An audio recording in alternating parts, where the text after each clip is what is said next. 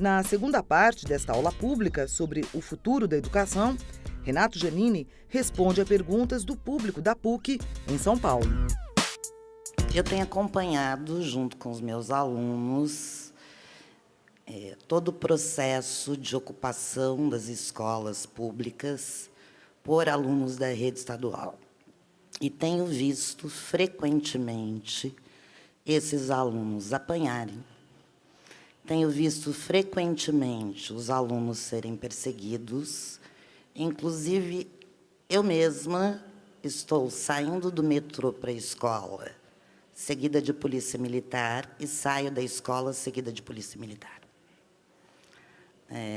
Há uma negação da diretoria de ensino no sentido de não fazer a minha contagem de tempo, porque afirmam que, como a escola foi ocupada e como a diretoria de ensino foi ocupada, provavelmente minha ficha sumiu. Engraçado é que é só a minha. Estou falando isso publicamente porque eu acho que é importante, né?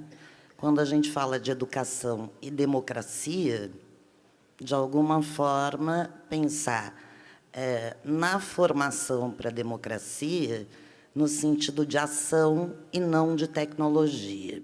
As medidas que a Secretaria Estadual de Educação propôs, como reagrupamento de alunos por escolas, levando em conta que a mudança na demografia do Estado levou a reduzir o número de alunos em certas salas e mesmo em certas escolas, as mudanças não eram erradas em si.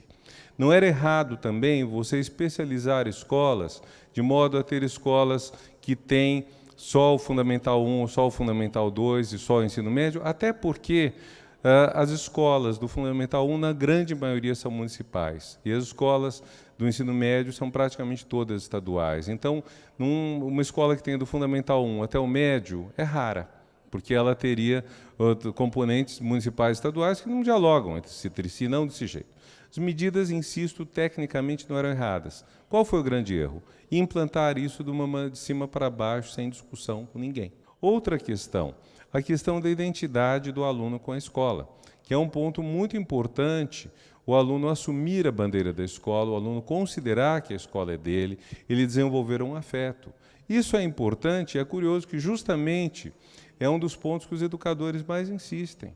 Ora, curiosamente, nesse caso, as medidas que eu insisto tecnicamente não eram erradas, por serem adotadas de uma maneira sem discussões, de uma maneira pouco democrática, pouco construída com os alunos e pais de alunos, isso levou a essas medidas a causarem uma reação de perda, que os alunos estavam perdendo identidade, perdendo autonomia, irmãos que estudavam na mesma escola poderiam ser separados, muitas questões que teriam sido resolvidas se a questão tivesse sido trabalhada ao longo do ano, como a Secretaria prometeu que fará ao longo deste ano.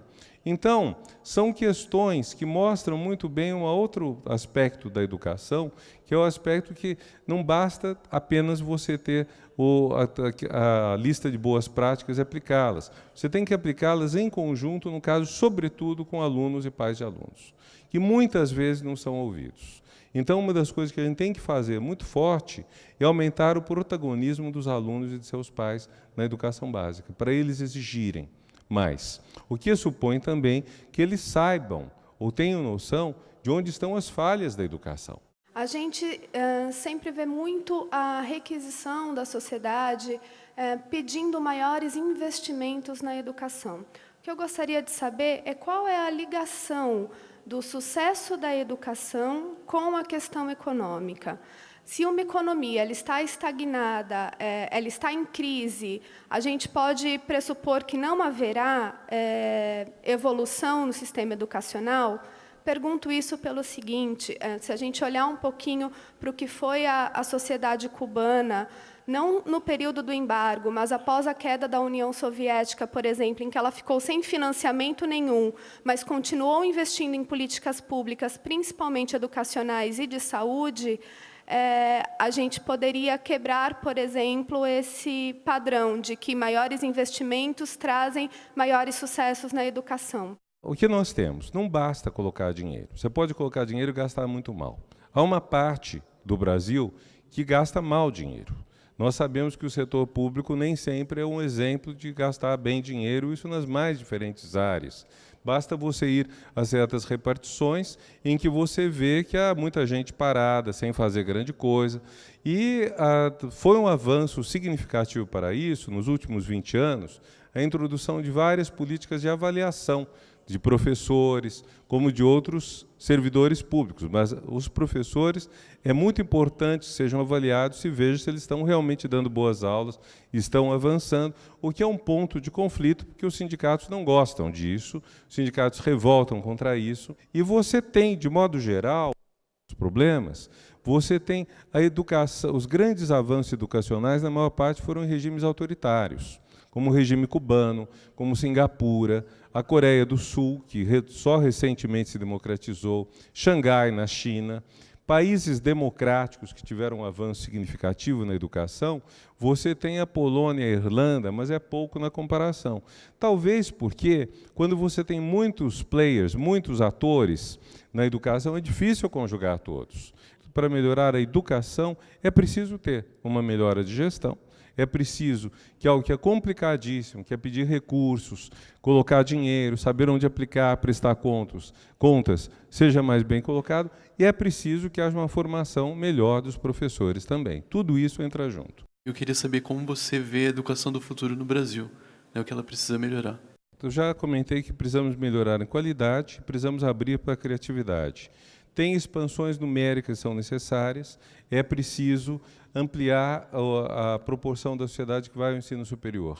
Quer dizer, se está quase universalizado o ensino médio, nós vamos ter que fazer um processo pelo qual o ensino superior avance, pelo menos até 50% da faixa etária, 18 a 24 anos. Esses são desafios numéricos. Você tem desafios de qualidade, isso tudo tem que melhorar em termos de qualidade.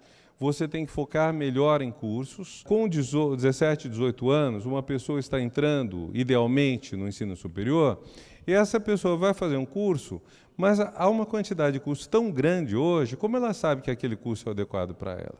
E aí nós incentivamos, nós, o sistema de educação, essa pessoa a se especializar logo, a ter logo, se for um bom aluno, uma bolsa de iniciação científica, para não só fazer só direito, mas fazer só um setorzinho de direito, ignorar todo o resto. Então, há hoje uma variedade gigantesca de cursos de graduação, de formas de profissionalização, e há um risco enorme de que a pessoa jamais tome conhecimento de um rumo que talvez fosse muito mais adequado a ela. Então, nós temos que ter, na sociedade, um sistema de ensino universitário em que as pessoas possam migrar. Nós temos que ter um sistema pelo qual você seja praticamente obrigado, forçado pela situação, a tomar conhecimento de coisas que você nunca viu.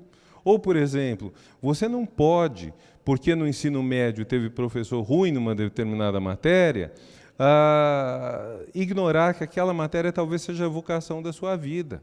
Nós temos um desperdício gigantesco disto.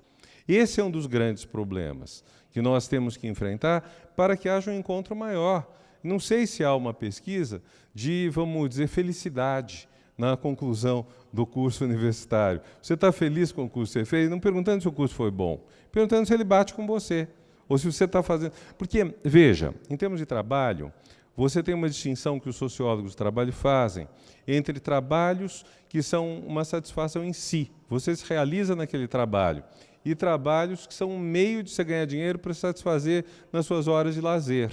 O que acontece quanto mais a profissão é sofisticada, e as de nível superior o são, maior a satisfação deve ser no trabalho e não só fora dele. Então, um médico, um dentista, um historiador, um professor, é de se desejar que essa pessoa se realize no seu trabalho, fora a realização fora, pessoal, amorosa, tudo mais, lazer, mas que no trabalho tem uma realização. Se nós não damos às pessoas um espaço de conhecer esse leque gigantesco de conhecimentos que estão disponíveis hoje, nós falhamos nisso. Essa é apenas uma das mudanças que eu acho que tem que haver na educação do futuro no Brasil.